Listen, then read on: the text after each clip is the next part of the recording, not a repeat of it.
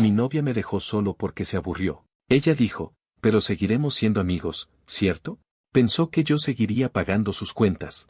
Nunca pensé que escribiría algo como esto, pero creo que ponerlo por escrito es la única forma en la que puedo ordenar lo que pasó. Soy Maximiliano, tengo 26 años, y hace poco mi novia de 3 años, Montserrat, me dejó diciéndome una frase que todavía no logro procesar, es que me aburrí, Max. No quiero desperdiciar mi vida al lado de un solo hombre. Quiero divertirme. Lo dijo con una tranquilidad que todavía me sorprende, como si me estuviera pidiendo que comprara algo en la tienda. Luego remató con, pero seguiremos siendo amigos, ¿cierto? Esa parte, en especial, se quedó dándome vueltas en la cabeza, porque parecía creer que después de todo lo que había invertido en la relación, yo iba a seguir estando ahí para sostenerla como si nada hubiera cambiado. Pero para entender el impacto de todo esto, necesito contar cómo empezó nuestra historia. A veces creo que desde el principio hubo señales, pero es fácil encontrar advertencias cuando ya es demasiado tarde. La conocí en un restaurante donde solía cenar después del trabajo. Yo trabajo en un bufete de abogados, no soy socio ni nada cercano a eso, pero tengo un puesto estable y un buen futuro. Aunque el trabajo es exigente, siempre he sido alguien disciplinado y me ha ido bien. Esa noche estaba en una mesa al fondo cuando Montserrat subió a una tarima improvisada con un micrófono y una guitarra acústica. Su voz no era técnicamente perfecta, pero tenía algo especial, transmitía emociones de una manera difícil de describir. No destacaba por potencia o técnica, sino por una mezcla entre vulnerabilidad y determinación. Cuando terminó de cantar, fue mesa por mesa entregando tarjetas promocionales. Se notaba que estaba nerviosa. Cuando llegó conmigo, sonrió con seguridad pero habló con un tono ligeramente tembloroso. Me dijo que si necesitaba música para algún evento podía contactarla. La tarjeta era sencilla, impresa en papel económico, pero con su nombre escrito a mano en una esquina. Me pareció un gesto que la describía perfectamente, alguien que intentaba salir adelante incluso sin muchos recursos. Terminamos hablando por casi 20 minutos. Me contó que trabajaba cantando en restaurantes y eventos pequeños, que soñaba con ser una cantante conocida y que estaba ahorrando para comprar mejor equipo. Esa misma noche la agregué a redes. No tardamos en hablar de forma constante. Ella tenía una energía diferente, una forma de ver la vida que contrastaba completamente con la mía. Yo era ordenado, estable. Ella era impulsiva, emocional y llena de ideas. Eso me atrajo. A los 2 meses nos hicimos pareja. Los primeros meses fueron sorprendentes. Ella disfrutaba de las cosas pequeñas y hacía que yo, sin darme cuenta, también lo hiciera. Aunque yo vivía centrado en el trabajo, ella lograba sacarme de la rutina con pequeñas sorpresas, canciones que estaba componiendo o ideas espontáneas para salir. A los 8 meses decidimos vivir juntos. Fue una decisión rápida, pero en ese momento todo parecía tener sentido. Montserrat tenía dificultades económicas porque los restaurantes pagaban muy poco y los eventos no eran constantes. Cambiaba de cuarto en renta cada pocos meses porque no siempre podía cubrir gastos. Yo podía pagar mi departamento sin complicaciones, así que pensé que sería un alivio para ambos que viviera conmigo. Al principio se sentía culpable por no poder aportar lo mismo, pero poco a poco fue relajándose. Y yo tampoco lo veía como un problema. Pensaba que era parte de estar en una relación, apoyarse mutuamente cuando uno lo necesita. Con el tiempo, ella decidió endeudarse para comprar equipo musical más profesional, un micrófono, una interfaz de audio, un teclado y un pequeño amplificador. Tomó un crédito sin tener ingresos suficientes para pagarlo con seguridad. Yo sabía exactamente cómo iba a terminar eso, y mis sospechas se confirmaron. Cada mes yo terminaba cubriendo las mensualidades del crédito porque ella no podía. Decía lo mismo siempre, cuando sea famosa te voy a pagar todo. No te vas a arrepentir. Yo quería creerle, no por necesidad económica, sino porque quería verla cumplir sus metas. Su ilusión era contagiosa. Me convencí de que tarde o temprano lo lograría. No conforme con el crédito del equipo, también decidió comprar un auto financiado para poder trasladarse a eventos. El auto no era nuevo ni caro, pero sí representaba otro gasto que ella no podía costear. Igual que antes, terminé pagando gran parte de las mensualidades. Ella aportaba lo que podía, pero era poco. La convivencia fue reveladora. Yo era disciplinado, puntual, ordenado, ella era espontánea, olvidadiza, caótica. Chocábamos a veces por responsabilidades básicas, pero también encontrábamos equilibrio. Ella llenaba la casa de música y creatividad. Yo llegaba de un día agotador en el bufete y la encontraba emocionada porque había compuesto algo nuevo. Aunque la carga económica recaía en mí, yo elegía creer en su futuro. Pensaba que era temporal. Hace 6 meses algo inesperado ocurrió. Una de sus canciones se volvió medianamente viral en TikTok. No fue un éxito masivo, pero sí le trajo más seguidores, más vistas y algunos ingresos. Comenzó a recibir invitaciones para presentarse en lugares un poco más serios y a vender algunas piezas musicales. Estaba feliz, y yo compartía esa felicidad. Al fin, después de tanto esfuerzo, parecía que las cosas empezaban a moverse. Pero mientras más crecía su pequeña exposición, más cambiaba su actitud. Ya no compartía sus avances conmigo con la misma emoción. Salía más seguido, pasaba más tiempo con otros músicos, hablaba menos de sus preocupaciones y más de oportunidades futuras. Algunos mensajes que recibía en redes tenían una intención evidente y aunque confiaba en ella, veía cómo su comportamiento empezaba a mostrar distancia. Yo trabajaba muchas horas y cuando regresaba, a veces ya no estaba. O llegaba tarde sin avisar. Un día, al volver del trabajo, la encontré sentada en el sillón, seria, como si hubiera estado ensayando mentalmente lo que iba a decir. Apenas cerré la puerta, pronunció lo que cambió todo: Max, tenemos que hablar. Sentí un vuelco en el estómago. Me senté y ella continuó sin titubear. Estoy aburrida. No quiero desperdiciar mi vida al lado de un solo hombre. Quiero divertirme. Quiero vivir mi vida como artista. Creo que lo mejor es que terminemos. No lo dijo con enojo ni tristeza, sino con absoluta seguridad. Y después, como si fuera algo lógico, añadió: pero seguiremos siendo amigos, ¿cierto? Esa frase me destruyó más que todo lo anterior. Sentí que borraba de un plumazo los años que pasamos juntos, todo lo que hice por ella, todas las veces que cargué con sus gastos, sus deudas y sus sueños. Estaba tan sorprendido que no supe qué responder. Solo dije: sí, supongo que sí. No sé si lo dije por shock, por inercia o porque necesitaba terminar la conversación. 3 días después se mudó con sus padres. Se llevó su ropa, su equipo musical y algunas pertenencias. El auto se quedó en el estacionamiento, pero las mensualidades seguían existiendo.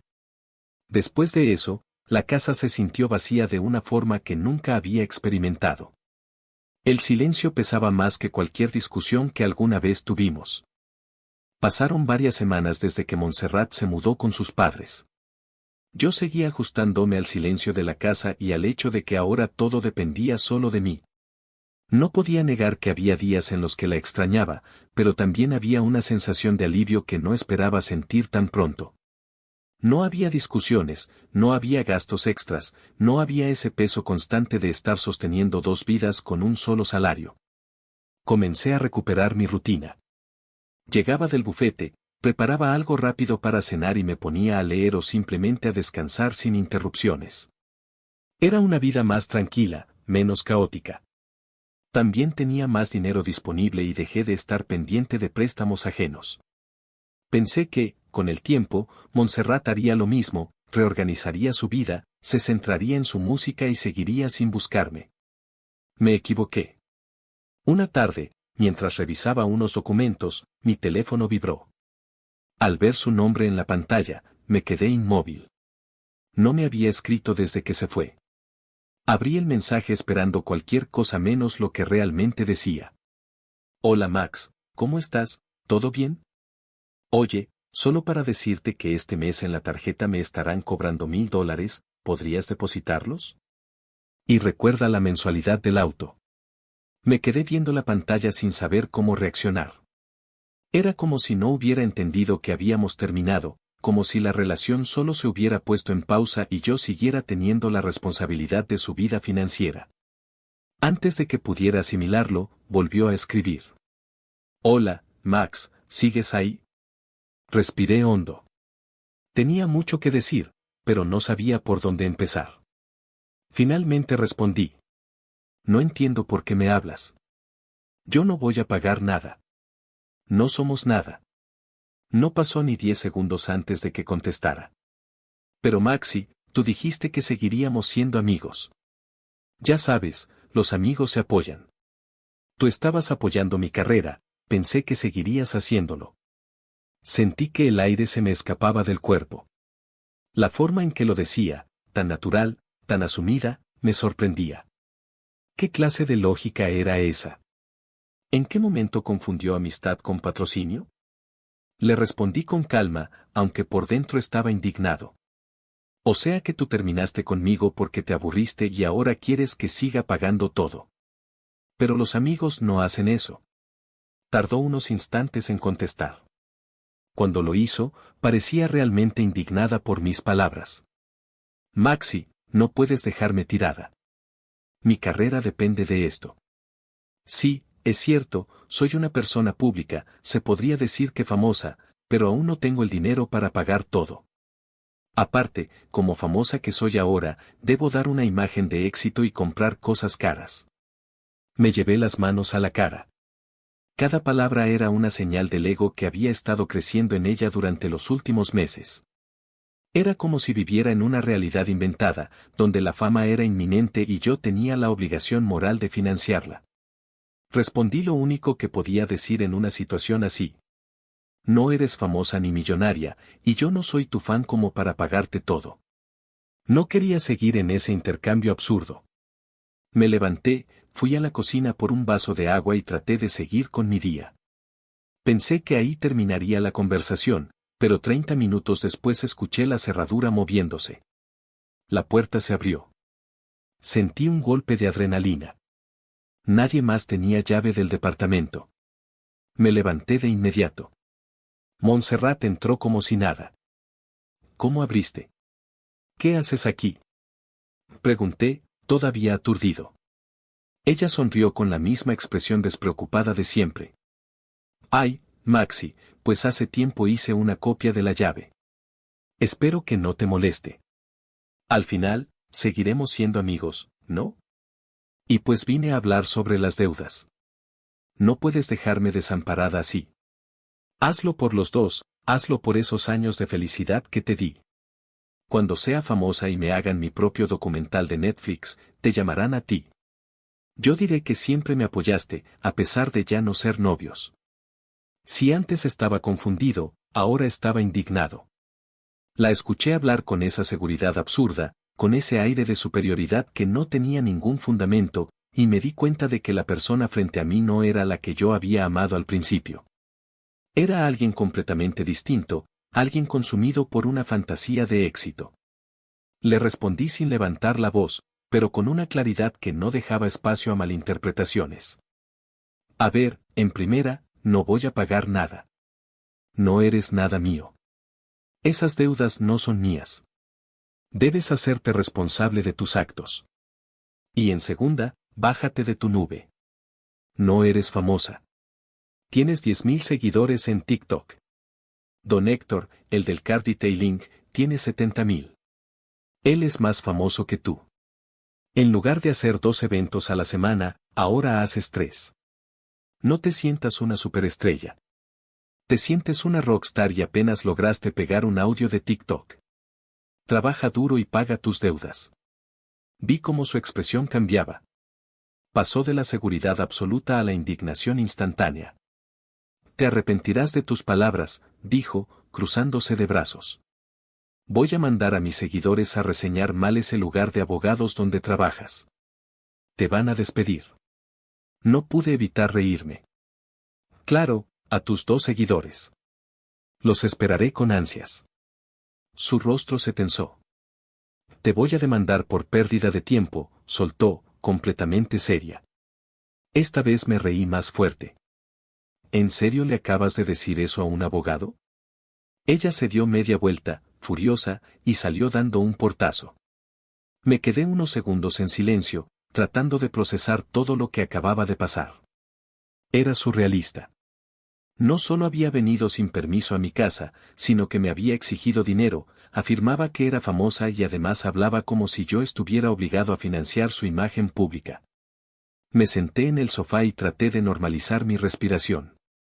Era demasiado absurdo para tomármelo personal. La veía como si estuviera perdiendo el piso, desconectándose de la realidad. Me preocupó un poco, pero también entendí que no podía solucionar algo que ella no veía como un problema. Una hora después, mientras revisaba correos del trabajo, me apareció una notificación de TikTok.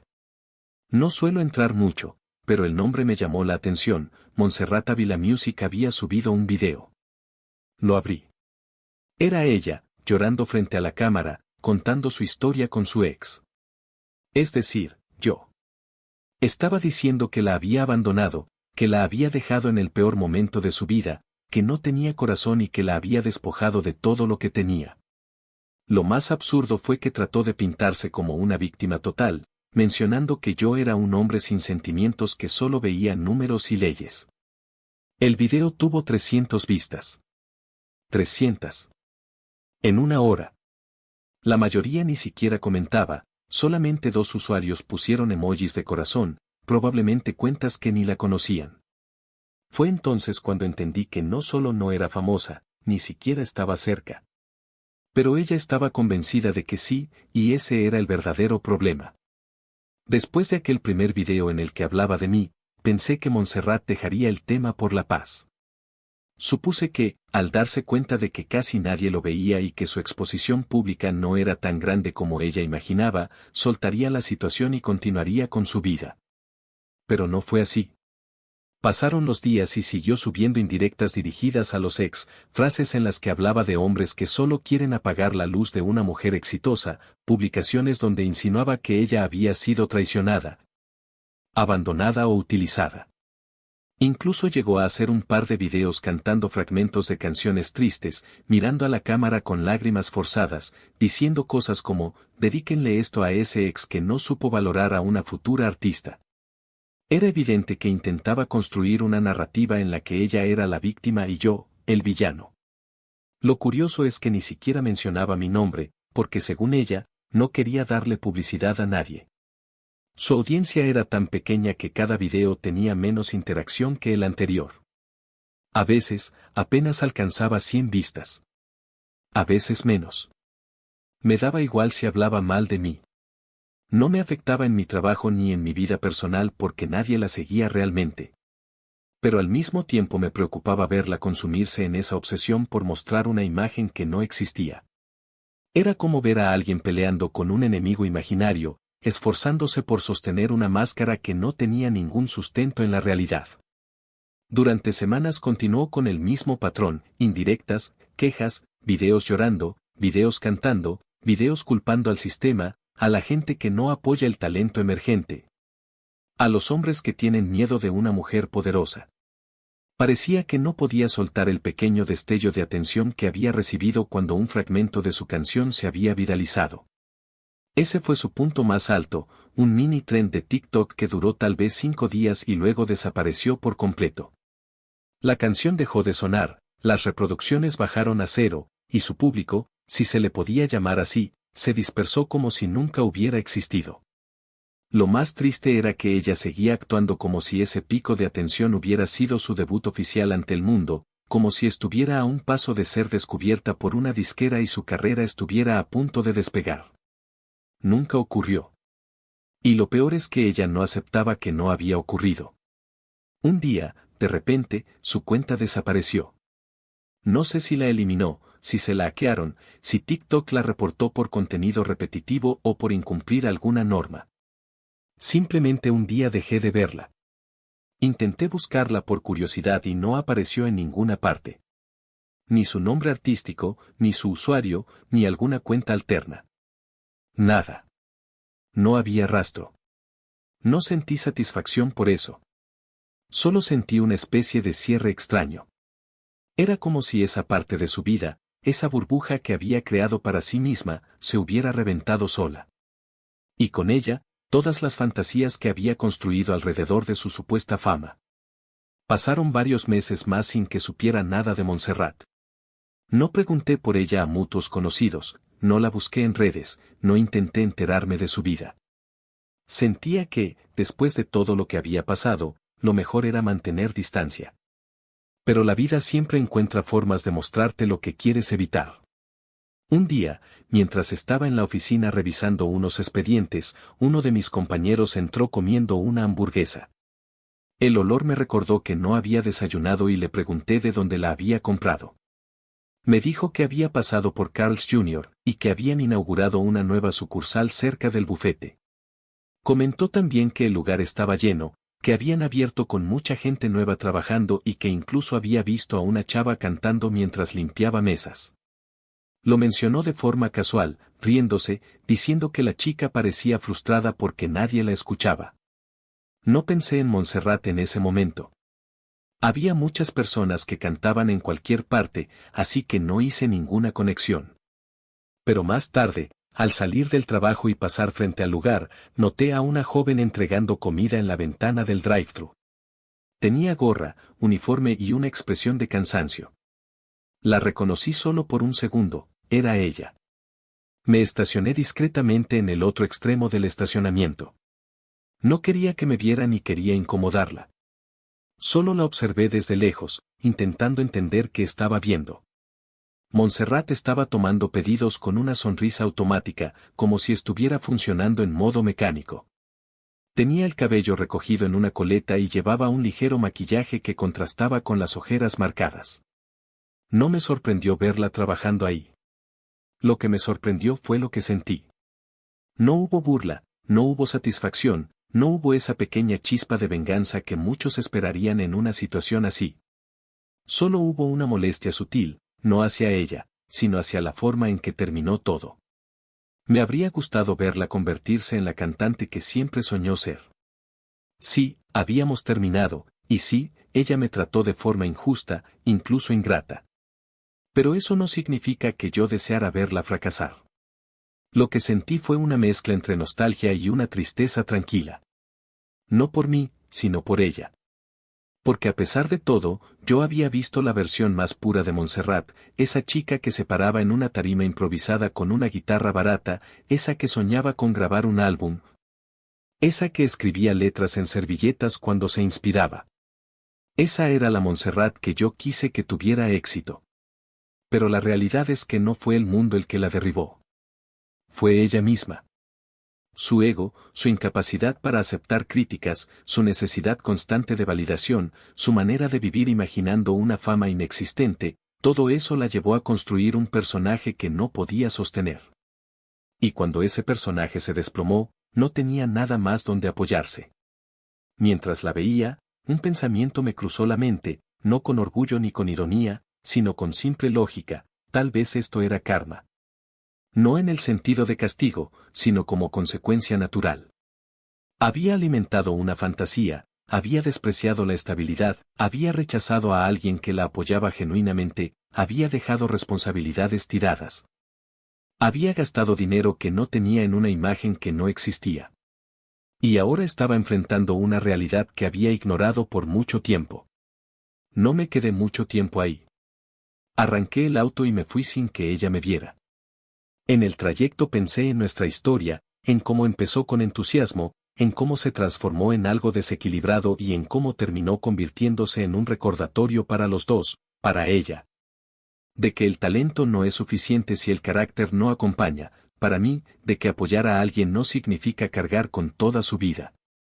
Nunca volví a saber nada más de Montserrat.